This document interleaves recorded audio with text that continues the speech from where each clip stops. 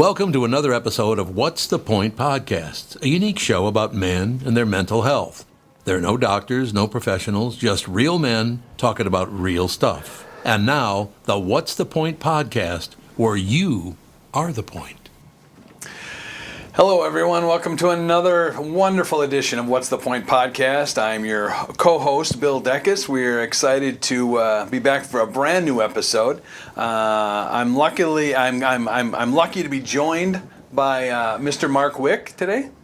Good day. Great to be here. Great to see everyone again in our new location. In the new location, yeah. We'll talk about that because I don't know if anybody will notice or not. Yeah. Looks pretty similar. We also have our other co-host, Mr. Andy Bernard.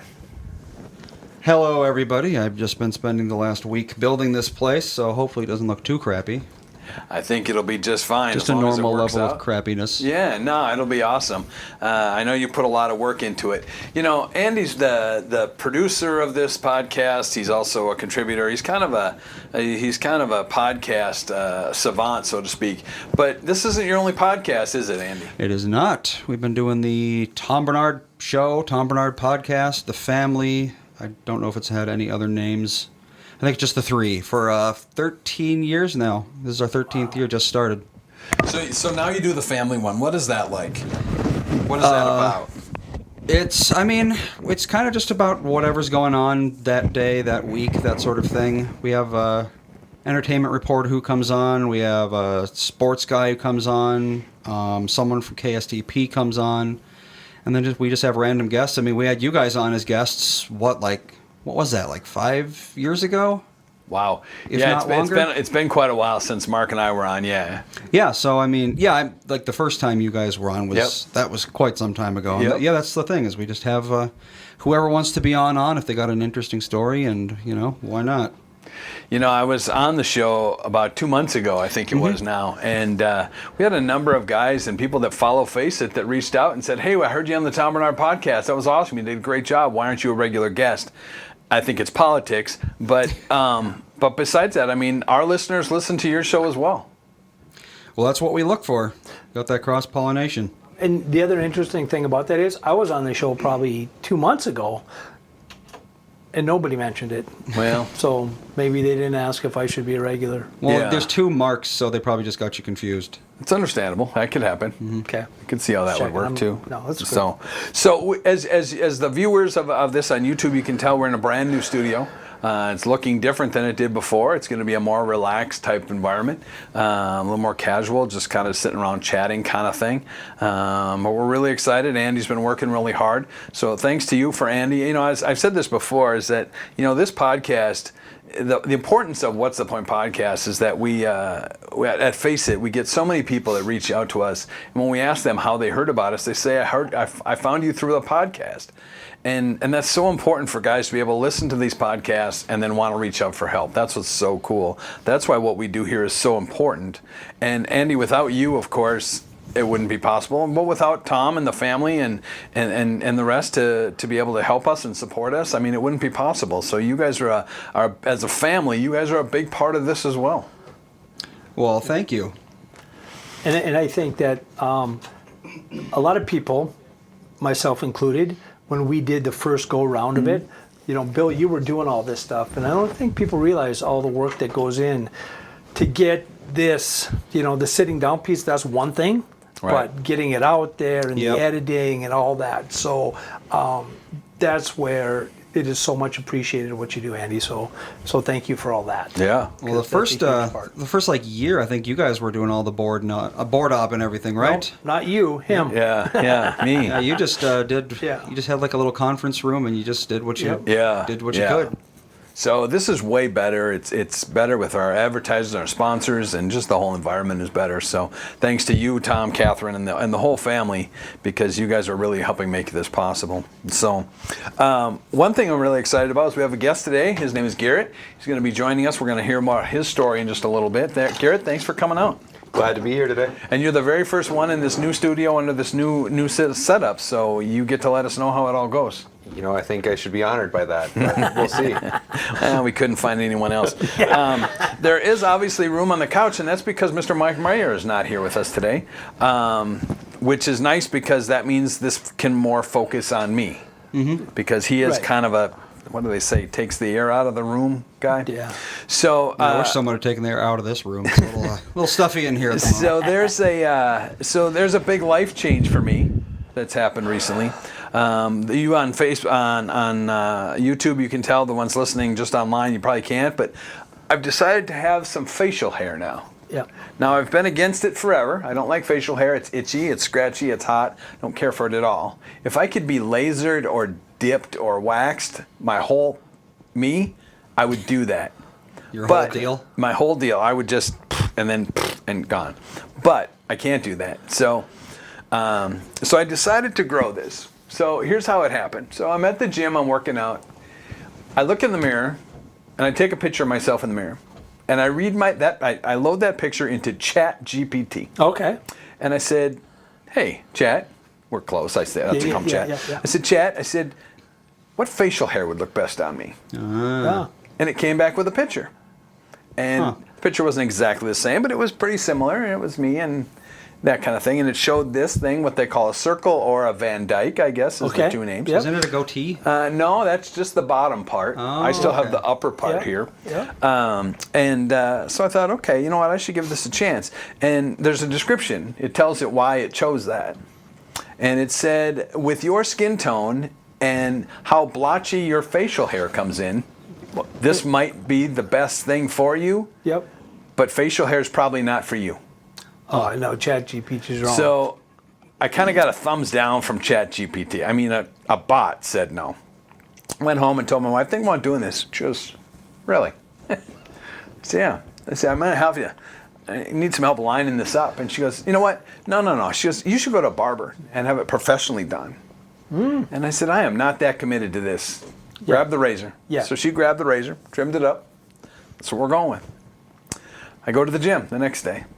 There's a young man that works there who's in charge of, he runs the place and stuff. I walked in, this dude literally pissed himself. Yep. He laughed so hard, almost fell on the ground. I took that as a negative. Out of respect. So that's a no. No, that's a no. I'm not sure. That was a no. He laughed for about 20 minutes. I went into the office and ran into Mark Meyer. I walked in the door. He looked at me and he goes, what's going on here? Yeah. And I said, well, it's kind of a new thing I'm Yeah. trying. A lot of gray already. Took that as a negative. I went home and I told the wife, I said, I don't know how this is going to work out. And she goes, you know what? I could dye it if you want. So this has been about 3 days now. It's been a lot of work. Yep. So chances are the next time we get together, it won't have it. No, you got to give it a run because I've done that before myself, right? Especially in Movember. Yep. Right? Yep. So I've done that in 1 year with the team. I just went with the mustache, but I've gone with the goatee. Yeah. And I've done with both of them. And what I have found, because I thought I had some salt and pepper in there. My kids told me I went a little heavy on the salt. Sure. Right? But you take just for men, you can make that thing pitch black. I did it once after warm-ups. I came out with that on. I went out for the game. I was told by the refs I look like Burt Reynolds. And Wow. yeah, but here's the catch. When you're ready to take it off, you better make sure, because when I was going to take it off, the next day I happened to have a recruit on campus, and it'll like dye your skin also for a while. Like that black will kind of permeate it. You can scrub it off eventually, but you got to be careful. But I think if we went pitch black with you, that would be the look. Somebody, and I don't know who this guy is, 'cause I never watched this show. You ever watch the show Breaking Bad? Oh yeah. Somebody said I look like the old dude in that now. No, the star of the show. The old star The dude. star of the show. I don't know. This is getting to be a lot. You know It's what? getting to be stressful. No, I think you, me, and Mark should all go with that. Should be the new face, the look and face it. Yeah. We should all grow the circles, the Van Dykes. Tell you what, on that whole note, I've got a question for you guys. I knew this was coming. GQ Magazine, 2024. Okay. What percentage of men have facial hair that they're trying to keep? Not just stubble, just they haven't shaved in a few days. Actual have facial hair. Yep. 10? What do you think? I'm gonna go 45. 35% 35, huh? of all men. Huh. The 18 to 29-year-olds, 78%. I was going to say. Wow, really? And their general hair of choice is just kind of stubble. That's what I did for years. Stubble? Don Johnson look. Sure. Yeah, Yeah. I just shaved it down to like 2 millimeters every so often. Yeah. The 30 to 49-year-olds, 65%. Yep. They have short beards. 50 to 64, it's about 55% of those men have mustaches. That's their preferred choice. And 65 plus, 38% only. Most of them want to be clean shaven. Now, I'm only 62, so maybe I keep this for 3 years and then take it all off again. Yeah. The numbers have been going up dramatically since 2010. 2010, the number was about 33%. Yeah. And now it's substantially higher. If you had to guess, what country has the most facial hair on their men? Italians. What do you think, Andy? What country? Yep. I mean, it's got to be somewhere in the Middle East, right? Aren't they like forbidden from shaving? Huh. Probably makes sense. So, I don't know. The number one country with like about 85% of men have facial hair is India, That was a good call, yeah. followed by Turkey, followed by Mexico, and followed by the U.S. Wow. So we're fourth. We still haven't had a president with facial hair in what, like 100 years? Wow. So, if you think about that. Wonder what that says. Not willing to try new stuff? Yeah. Stuck in their ways. It's interesting. There's more beards when you're younger. I think as you get older, it's just a pain in the pain. Yep. Yeah. So we just don't want to do it. Don't want to deal with it. So anyway, facial hair. Good, bad, you never know. You never know. We're going to take a quick break, and we're going to be back with our friend Garrett, and we're going to hear all about his story and his journey with mental health. At Brand Inc., we know your business's reputation rides on every detail, especially when it's on the road. Our commercial vehicle wraps combine eye-catching design, 3M-backed installation, and a seamless process built for busy teams. Whether it's one truck or an entire fleet, we help you turn heads, build trust, and grow your business. Your vehicles are always moving. Make sure your brand moves with them. Start your project at brandinc.com. That's Inc with a K, brandinc.com. You're listening to the What's the Point podcast, where you are the point. And now your hosts, Mark Meyer, Bill Deckus, and Mark Wick. I can't edit that out. I'm sorry. Welcome back, everyone, to an episode of What's the Point podcast, where you, our listeners, are the point, or our viewers, actually. Your mic's not getting picked up. Is it because you're doing... That's because it's done. It's because it fell off, that's why. Belt buckle. It fell off. My microphone fell off. Yep. That's okay. They could still hear you. Technical challenges. I'm wearing my purple for the Vikings now Vikings? that the season Yep. is getting close to starting. It's always a mistake Well, in manners of luck and of recording. I make a lot of mistakes. I mean, No, stick a with it. lot of mistakes, No. a lot of questionable decisions Nope. in my life. Anyway, not a questionable decision was to have our friend Garrett on today. Garrett, thank you so much for coming. We've talked a little bit about this. You've been part of Face It for a while. Why don't you tell us a little bit about you, who you are? Yeah, so Garrett, I don't know where to start. I'm a music teacher. I teach elementary music. I love doing that, working with young kids. And came to Face It about 3 years ago. Not through the podcast, unfortunately. But I ended up going to a place where you were speaking with another member who was going to Face It.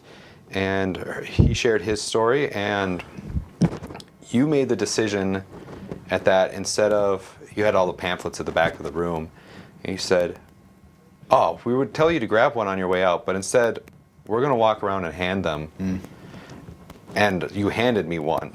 And then, of course, I had to take it home.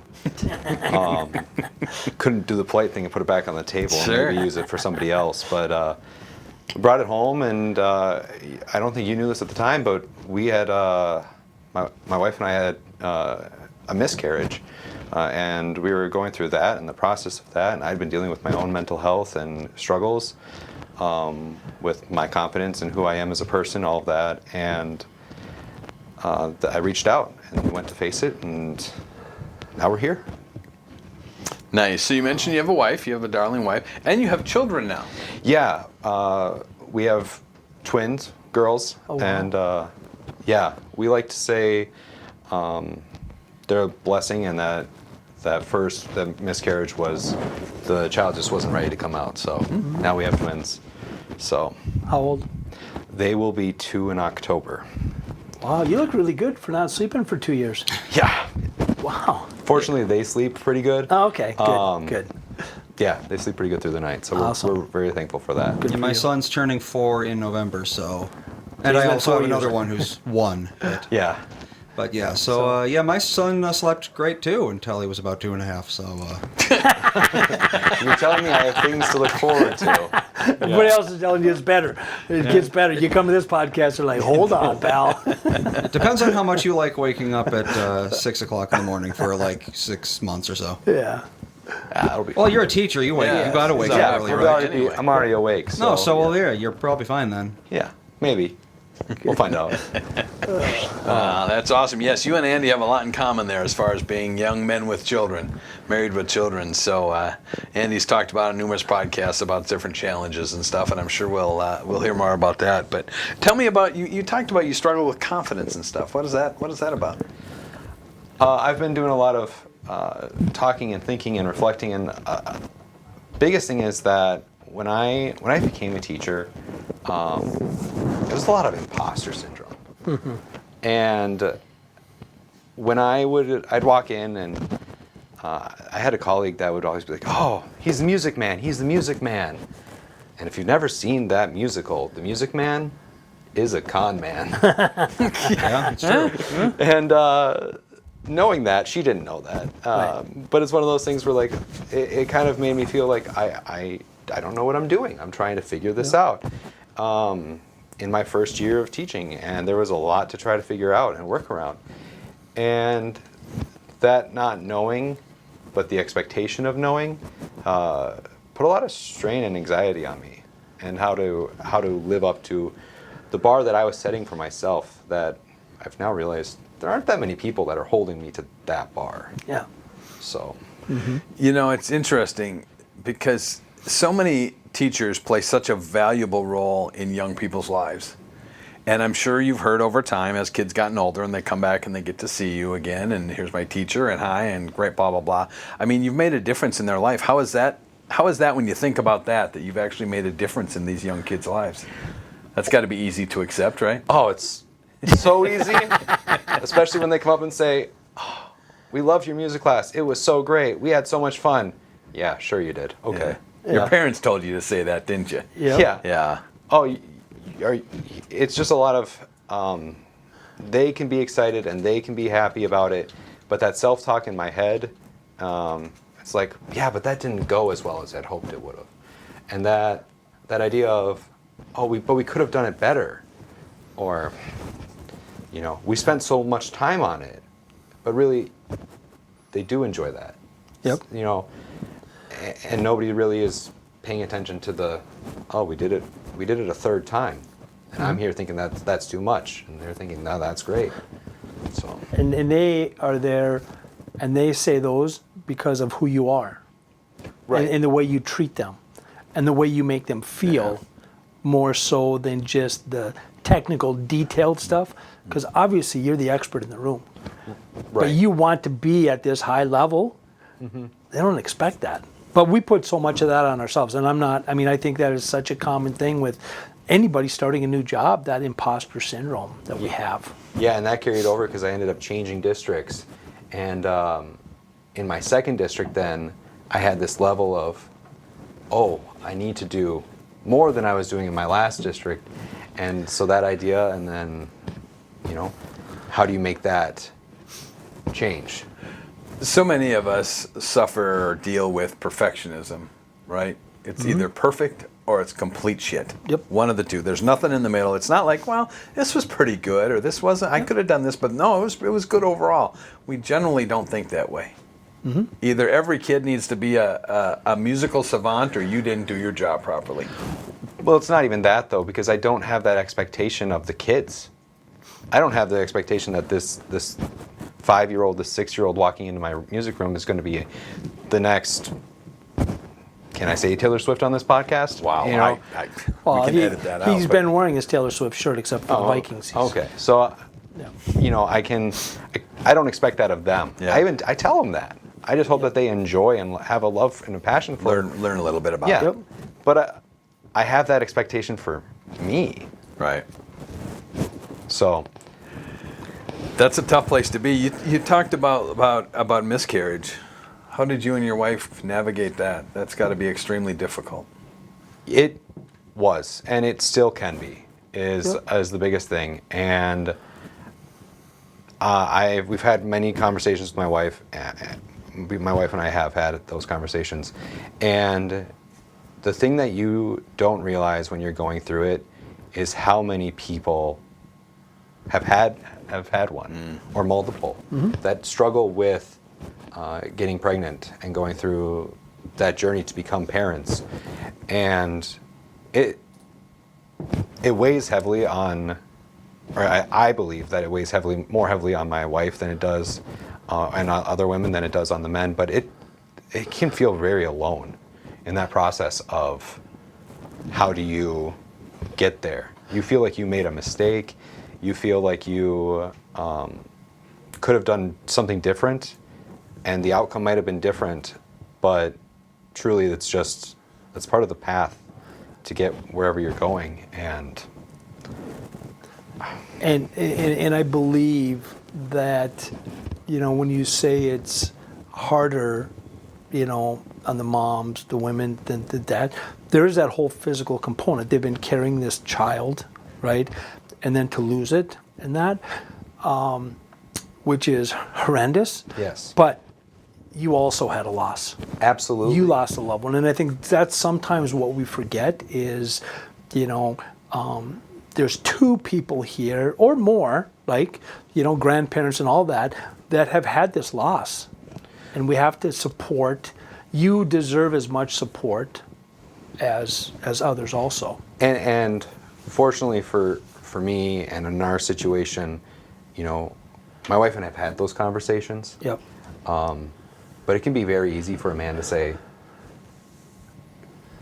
just be like, well, what do I need to do for my wife? And they're carrying that for Absolutely. them. Yep. And that is a huge struggle where it's a weight in your backpack and you need to make sure you're dealing with your weight and helping with theirs, but not carrying all of their load.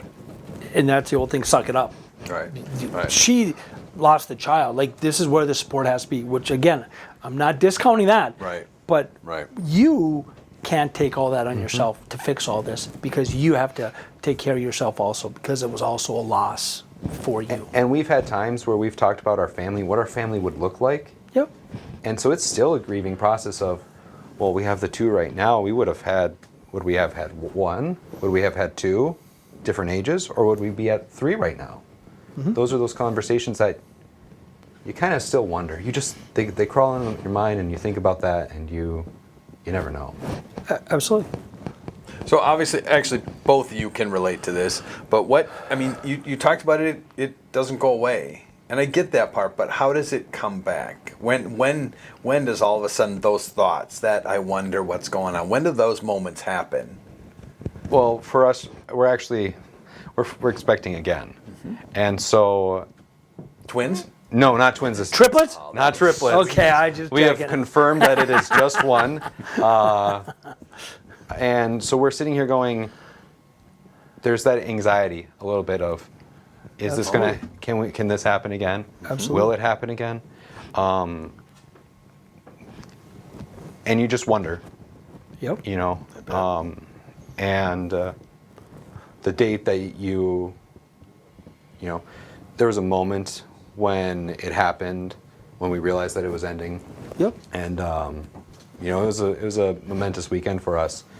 There were other events happening, Yep. so when we're reminded of those events, it's also a little bit of Absolutely. so it comes back at those times too. And it's the same thing during this pregnancy. I'm sure your wife is very anxious, and you are also.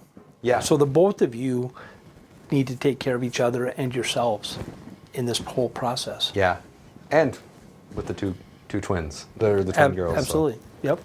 Wow. It's a lot. You talked about confidence and self-talk, negative self-talk and all that. How far back does that go?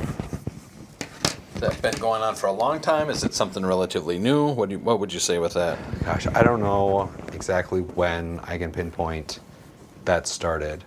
I know for sure that I started having it in college. Okay. I know that the imposter syndrome started there. Okay. That's pretty common.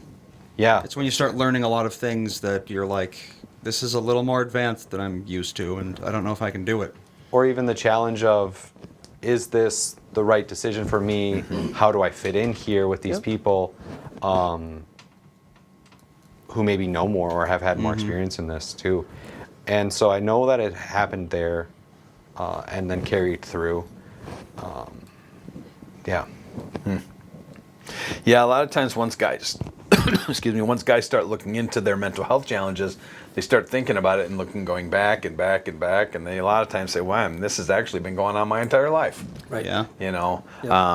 That's very common. We hear that a lot at Face It and through guys at Face It. So, what was it that prompted you at some point that said you needed to get help? Obviously, you heard us talk. You got a pamphlet.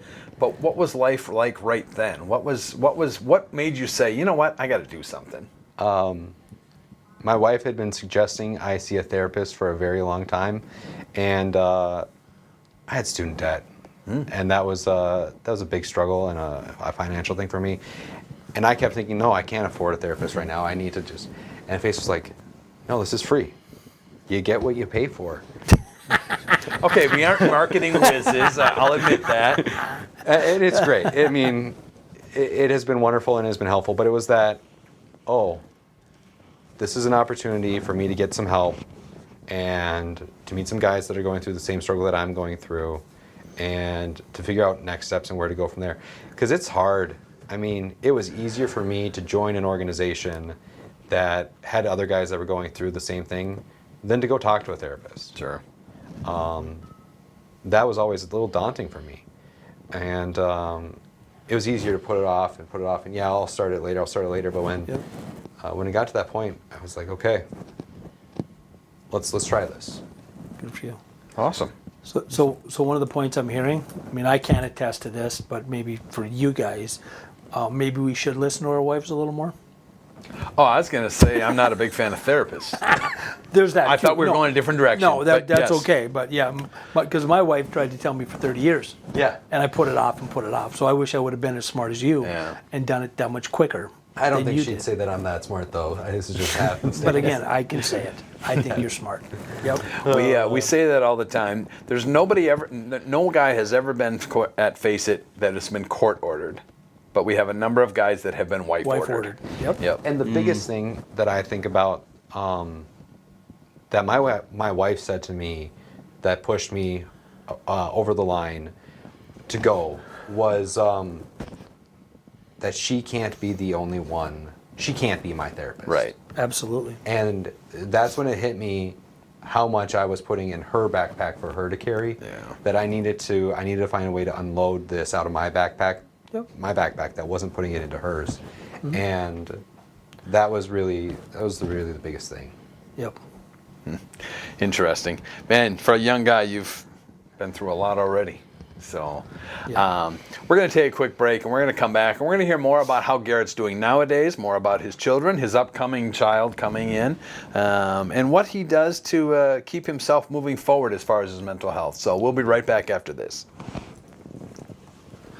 Do you know yet, boy or girl? Launched in 2009, Face It is a Minneapolis-based nonprofit organization focused on working with men who deal with depression. Using a peer support model that leverages men's groups, mentoring, social activities like retreats, baseball games, and fishing trips, we provide more than 12,000 hours of free services to hundreds of men each year. And yes, I said free. We never charge for any of our peer support programs, and we will never ask you for a copy of your insurance card.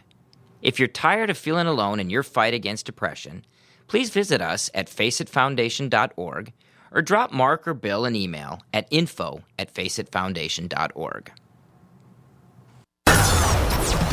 You're listening to the What's the Point podcast, where you are the point. And now your hosts, Mark Meyer, Bill Deckus, and Mark Wick. Well, welcome back to What's the Point podcast, and joined by Garrett today. And that first segment, thank you so much for opening up, being vulnerable, and sharing those things. You know, one of the things you said is it'd be easier to go to a place where a group of guys know what you're going through than a therapist. Okay, that sounds good. Mm-hmm. But I always ask, what was it like the first time walking in there when you don't know these other 9 guys? Right? What does that feel like? It was a little daunting. It was very daunting. Yeah. And I've sat in rooms with other men and we've talked about things, but having that be the purpose of the room tonight, not talking about how the Vikings did, Yep. or whatever, Yep. you know, whatever they're talking about, it was easier to know this. And the first night, I don't remember exactly, but typically this is why we're here. Yep. This is what we're dealing with. What are you dealing with? Mm-hmm. And to see those other guys share their stories first, Yep. can be really helpful and make it more comfortable, because you know that they're not there to judge. They're not there to include in your self-talk and say, Yep. no, you should, Yep. all those things, but they're there to support you along the journey. But again, still tough that still. first time because you don't know them, right? No. So you're new to them. Yeah, you've heard their stories, but to give yours up. But I think that's the value of it, is being open and honest. That's how we get the help. And I'm guessing has been helpful Yes. because you've gone back. Yeah. It's been super great getting to know the guys and go along on this journey, and the projects that we have worked on to process some of those things individually, but also with each other has been super supportive and helpful. Okay. So How has it changed the relationship between you and your wife? I think we're open. Our communication's changed, definitely. I mean, we've always enjoyed communicating and talking with each other, but just I don't have to sit and, I'm a spinner. I will sit and I can spin on something for hours, and then eventually she'll have to break the cycle somehow. Mm-hmm. But now I'm finding ways to not do that as much, which is still a challenge. Yep. Still a work in progress. And I also have a minute to, hey, here's these guys that I can talk that through with. A lot of guys talk about in groups that, you know, they come to group and then they go home and their wives right away say, "What'd you do? What'd you talk about? How'd it go? What's going on? Did you talk about me? What's going on?" You know, that kind of thing. Some guys said their wives don't ask at all. How about your wife? Does she go through that? She ask how it was? What'd you talk about? Or she kind of just lets you do your thing? We talk about it a little bit. House group, what did you share about? What did the guys think or say about that? And it's a little bit of a debrief, but never really too in depth on it all. I say, no, you know what, this one was a group thing. Yeah. So, and she's understood some of that. Yeah, the group dynamic is really interesting, and it is. You know, most guys that come to Face It don't have a lot of friends, at least not friends they can talk to. Your group is very tight knit. That's a close group. In fact, if I'm not mistaken, we might have been some of the first people you shared about the miscarriage. Yeah, that I you went through that, and that meant a lot to the rest of the guys. That, you know, hey, we're all in this together, and we got your back and support. That's really cool. But what does that friendship meant to you? These guys that you count on, you text, all that stuff. Having the guys there and their support. I don't have to message them sometimes when I'm struggling with things. Knowing that if I sent a message off to them and said, hey, I'm struggling with this right now, I can already hear the different guys' response saying, no, you got this, Garrett, or, oh, that's not that, you know, you can handle this. And their supportive it's already playing in my head. Sure. instead of, and it overpowers my self-doubt and my self-talk, that it's been a changer for me, definitely. Has it affected your teaching? I think so. There's definitely been, some of it has been a tool in my tool belt now. Yep. In how I'm approaching kids. I mean, we talk about mental health in children all the time now, and being there to support them as well. Now I have all these other experiences that I've gone through and have worked with, and hey, this is how I've handled this. Hey, if you're struggling with this, this is one thing that you can do that might help. And one of those things that I've changed is just hang posters up that say you matter. How many of those posters do you remember when you were going to school? They were probably there, if I have any teachers listening, but I don't remember any of them. I know they weren't there when I was in school. Well, you guys didn't have electricity either. So. Well, no, that's true, but Right, we so did it's have different. chalkboards they could have written Right, it on. they could have wrote- Right, or carved it in that stone. Okay. Jeez. We talked earlier about these young kids and the impression you have on them. I mean, have you had experiences where these kids have come to you and talked about or made some mention about some challenges? Now you're more heightened aware of mental health challenges? I have seen occasionally, and of course, I mean, I'm just the music teacher. Sure. But in those cases, I am the trusted adult at the time. Right. And so, yeah, we talk about it, and then I always make sure to follow up with their classroom teacher, Something else, yeah. somebody else, to make sure that they are getting get what they need. I'm sure that, again, with all your experience, you see some of these kids and you'll see some that are more withdrawn or maybe a little more nervous or anxious. Maybe not that you engage with them, but you certainly can see some of the characteristics that, boy, I sure hope they can get this figured out. There's a little bit of worry that always comes into Yeah. it. And there's always a thought of, did I give my best to that kid? And you think about them. Yeah. You think about them in the off hours, which can definitely be weighing down. But you just hope and you pray and you say, when they're in my room for that class, I will do my best to make sure that they are in a safe space. Yeah. Do you do your best for them? Yeah. I know you do. But we'll never know that impact we have. Just by you just saying to a kid, hey, how are you doing today? Yeah. Can change the world for them. And I think that we don't realize, I will say teachers and coaches, the coaches are in a little different category. Dang straight. Yep. But that you have a huge impact on these kids. And that's what I will say, as coaches, they have a huge impact also. And coaches, a lot of times, we don't have a very positive impact on our kids' mental health. And that's why we need to change that, right? Yeah. And but that's an important piece. And you're not going to know it. You're not going to see it all the time. Right. Right? And it's going to come back 10 years later. That's the challenge, right? 10 years later, they see and say, oh my gosh, or you'll get a note or a card or something that Yep. says, man, you changed my life that one day. I never said anything, but that day Absolutely. you changed my life. Wow. Yep. And Gives me again, goosebumps. and sometimes you might not hear it, but I guarantee you It happens. it's happening. Oh, and that is something that a lot of the teachers you talk about, and at varying levels, but they're all saying, oh, well, we had them for this 1 year, and then they went to the next school or they moved away, and you wonder. Yep. But what are you planting to them?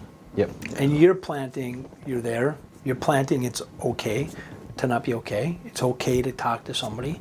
Like you're planting all these important messages that you don't know when it's going to stick for each kid, including your own kids. Right. But what an impact this experience is going to allow you to have with your kids. Oh, absolutely. Because they're going to see the Garrett that's Putting in good the work, spot. yeah. that's in a good spot. Yep. That was going to be my next question. Andy, obviously you can relate to this too. How is it different? How is it being a father of young kids like that?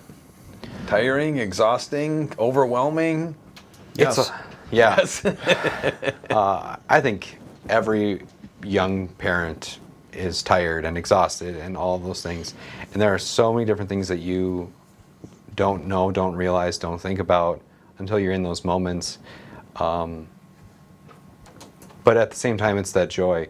I mean, I've recently, a lot of teachers, I myself included, will take part-time jobs in the summer. Yep. And so I've already put in a 5-hour day today, Bill, before this. Well, we really appreciate that. I know.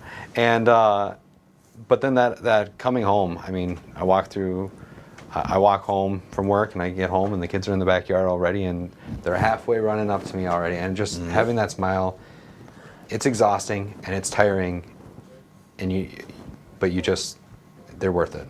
Yep. So. And I don't know if you guys have ever been told this, either one of you, but doesn't always feel like it, but they grow up fast.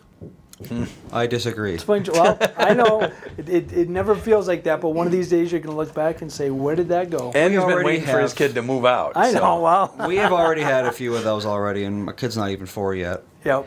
I mean, when you have a 4-year-old and a 1-year-old, you remember, like, oh yeah, I remember, when Ethan was doing this for that, like, brief 2-month period, Yep. and it's been gone already for 3 years, but you remember it happening.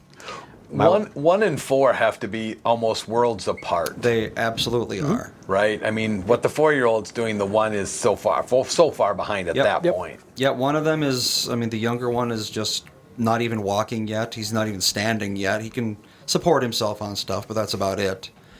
And then the other one's getting ready for school. I mean, he's starting to learn to read and write. He's starting to learn, he can play certain video games, whereas the other one can barely hold his food.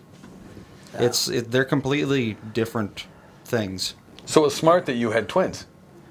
Yeah. And that way they go at the same time. Oh yeah, and except when they run in different directions. Yeah. Or they like to start baby wrestling sometimes. Oh. That's always fun. Didn't realize that was a thing, but okay. Yeah. But even then, I mean, my wife and I were talking as we're thinking about this next one. I don't remember that first month. I remember the first month is nothing. It's a blur. Yeah. Yep. And so when completely doesn't happen. when you're talking to young parents, when you're getting all this information and suggestions and ideas, they don't remember. You just go through instinct for the first month or two. It's crazy. You do the best you can, and you take all the advice that you get with a grain of salt, because Absolutely. It'll be different for the next one. But yeah, the first baby or babies, because you had 2 at the same time, but I think the first time it's just like you come home from the hospital and you're like, okay, now I have these humans that I have to take care of by myself. There's no, at the hospital, it's great. They're doing everything for you, making sure they're all right and telling you what to do and here's how you should hold them and that sort of thing. But now you're home and it's just like, there you go, and you just kind of go into like an instinct mode where you don't think, you just kind of do. There was a commercial that I always laugh at. I don't even know what it's for, but there's a young couple with their very first baby, and they've got it in a little basin on the counter, and they're gently washing it and doing this and that. And then they show the second child where the mother just hands it to the dad in the shower and just rinse it off. Oh yeah, we hose off Colin all the time. It's like, yeah, here you go, just shower him down. That's all he needs, really. And we never know, right? Because they're all different. Yeah. Right? Gene pool different. I've 36 years. I know this is going to be hard for you to believe. That's how old I am, 30s. almost. Wow. Anyways, 36 years. I've never been parent of the year, right? We just do the best we can, right? Yep. And if there was a magic answer, right, somebody would be really rich. But everybody's different, and we just get through it, right? And that's hard for a lot of guys, right? We want Absolutely. direction. I want order. Show me the manual. Well, and I'll follow it. It's the be at home to make a relationship with those kids. It's the go to a job or a second job to make sure that you're supporting for your family. And it's the you need to make sure that the house is also clean and everybody's being fed and groceries are picked up. It's an overwhelming thing that parents go through. And you learn sometimes the house really doesn't have to be that clean. Yeah, I know. Because it's okay. The dishes can sit in the sink overnight. Yeah, absolutely. It'll be fine for one night. Or 2 or 3. You talk about coming to Face It, and I know that's every other week because that's what we do. What else do you do for your own mental health? What else do you do to take care of yourself? Well, right now we're really struggling for time.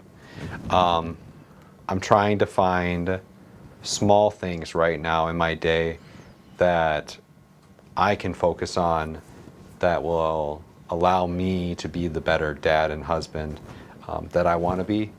And right now it might just be my walk to work. Mm-hmm. That's the choice that I've made, is I walk to work. Yep. I've been trying to refigure, like, after this, I have a 30-minute drive home, and that 30 minutes is me time, even though I'm in the car and it's a drive, but that is now my time. Right. Because, and I listen to a podcast, or I listen to a book on audio, or I'm listening to the songs that are going to make that worth it for me. Sure. I had a couple of books that I was reading, daily journals. While you were driving? No, this was what I was doing before the summer hit. Yeah. I'm in between therapists right now. I was seeing one, and then it wasn't quite working out, so we stopped, and now we talked about starting up again, and we thought we'd wait till after the kid comes, because we're close to that, and wait till things get into a little bit more of a routine, and then look at doing that again. And how far out? When are we due? So we're hoping to not have 2 under 2, so it'll be October. Or 3 under 2, sorry. Yeah, which is, Okay. we'll see. So wait, all 3 of your kids are going to be born in October? Yeah. Well, Potentially. Yeah. Ours were both very early, so Yeah. not like incredibly early, but Wow. Yeah. Well, hey, thank you for sharing all that. We're going to take a quick break, and we will come back for our third and final segment.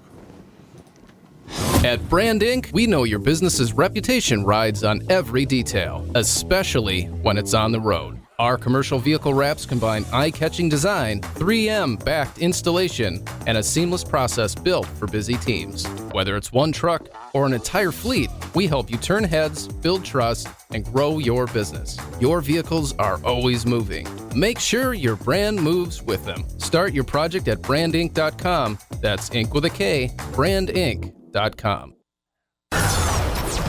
You're listening to the What's the Point podcast, where you are the point. And now your hosts, Mark Meyer, Bill Deckus, and Mark Wick. Welcome, everybody. Welcome back to What's the Point podcast. It's been a wonderful episode. It's been so fun having Garrett here and hearing about his stories and some real touching moments about some stuff, especially fatherhood and children. There's a lot of people out there listening that are kind of in that same boat. You talked about earlier about, I learned it actually through you in your time period about how prevalent miscarriages are.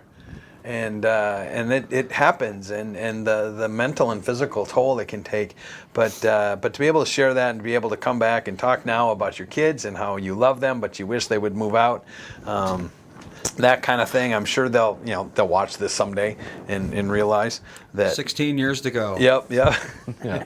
No, it's awesome to share the story, because it's not common, but I think it's out there enough.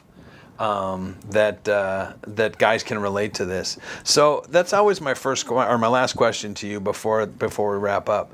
A guy's driving down the road right now and he's listening to this podcast. What would you want to tell him? What would you want him to know? I'd want him to know that no matter what's going on, he's not alone. It may feel like he's the only one dealing with whatever he is dealing with, but there is somebody out there, and there is a reason to fight for it, and he matters. Awesome. That's fantastic. So, guys, what have we learned today? Andy, how about you? What have you learned today? Well, as the fellow parent of young children, I already knew everything, so. Good point. You guys can share notes. Nothing left for me to learn. Nothing left for you to learn. What about you, Mr. Wick? What have you learned today? Well, I've learned a lot about Garrett because I haven't met you before. And he seems thrilled to have met you. I mean, just giddy almost. This is his giddy look. Okay, good. Yep, Thanks, yep, Garrett. Thanks. Yeah. Anyways, and I appreciate your openness and vulnerability, but also I think this is, you've gone through some hard life things, but You, I would say, have been more proactive than a lot of people, right? You was suggested, sounds like, by your wife, but you weren't at such a low that you were not functioning and all that type of stuff. I mean, you were in a tough spot with the miscarriage and all that, but so often we wait until it gets really, really, really bad, and you could have come in here when you're 45. Yeah. Right? And you would have had all that time to still go through those same things. So again, when you're feeling those ways, to reach out and ask for the help. We don't have to wait and wait and wait and put it off and try to challenge, figure everything out ourselves. It's just about being mentally healthy. So I give you a ton of credit for that. And I'll say it again. I wish at your age, and I'm not even going to ask because I won't even remember what it was like, whatever you are, that I would have got help at that age. Yeah. Because it would have, like, my kid, like, everything would have been so much better. So I give you a ton of credit for not waiting. Well, thank you. So what have I learned? I learned you have a new child on the way. I know you are such a planner that you've decided to have all your children in October. That's It's not quite true, but okay. That's interesting they have that. Actually, the thing I learned the most is I look at different professions in a whole different way. Like people that teach, especially young kids. I mean, those are heroes. I mean, to me, they're up there with, the police and the fire and the military and all that kind of stuff. But to also hear you talk about how you don't feel good enough, how I look at you, the way I look at you, Garrett, is you're super smart, you're super interesting. I love your interest and everything in music. You carry that with you. You carry that into group, I know. It's so cool. But yet on the other hand, sometimes we just don't feel good enough. The difference you're making in kids' lives, and you talked about it a little bit, but I sure hope you can realize that even if you don't hear about it down the road, you've made a difference in someone's life. But to know that someone who I think is such an amazing human being suffers from imposter syndrome, that's hard to wrap around. I wish you could see yourself the way I see you. I really do. And then everything would be better. And I would consider this face thing too for you. I think, I assume it's going to be sexy as heck. When it comes in more, I think then it's going to really pop. Oh. I'm now afraid to dye it now that my face is going to be dyed. Just not permanently. I think you might have turned your transmitter off, Mark. Or did it die? Thank goodness. I died. Uh-oh. Oh, flashing red. Flashing red. That's okay. I can It get you takes a lot to get out. Sure does. All right, so we're done talking to Mark Wick. But again, Garrett, thank you so much for coming in. Thank you for being open and honest and sharing the stories you did. It means the world to us and to our listeners. And so thanks to you, Mr. Wick. Don't say anything. Thanks to you, Andy, for being here and being part of all this and making all this possible. And we will see everyone again soon with another brand new edition of What's the Point podcast. You've been listening to What's the Point podcast, where you are the point. It's real men telling real stories, from depression to anxiety. No doctors or professionals, just real men talking about real issues. For more, visit the Face It Foundation's website at www.faceitfoundation.org. To ask questions for future episodes, send us an email at wtpointpodcast@gmail.com. Find us on Facebook at What's the Point Podcast, and find us on Twitter at WTPointPodcast. Till next time. This is What's the Point podcast. And remember, you are the point.